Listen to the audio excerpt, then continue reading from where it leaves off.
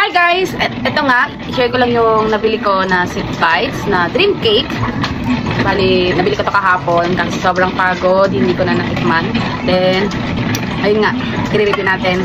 Kasi talagang natatakam ako. Although baker din tayo, feeling baker. Sabi ko nga, titikman ko. Kasi nga, natatakam talaga ako. Then, natikman na rin ng friend ko. Sabi niya masarap. So, mas lalo ako natakam. At ayan nga, tignan nyo.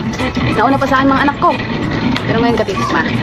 Sa mga nais at sa mga gusto sa Sweet Bites, lagay ko dyan sa comment section yung ating yung page niya. Ito, ngayon ko pala siya titikman. Kasi nga, fasting tayo. At ngayon tayo pwede kumain ng mga bawal. Charot. Hindi naman halata, no? Hindi naman halos makalahati na. Mga anak ko ang tumira nito. Sarap siya. Grabe. Parang yung ilalim parang brownies.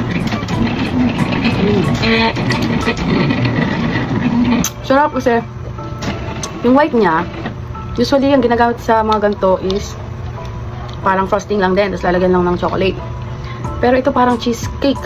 Tapos, sa taas, pure chocolate siya. Ayan o, diba? Ito yung tura niya bago ko kinain. Sarap siya. Alam mo kahit diet ka, mawawala yung pagka-diet mo. Buti na talaga fasting tayo. So, sulit, promise, worth it.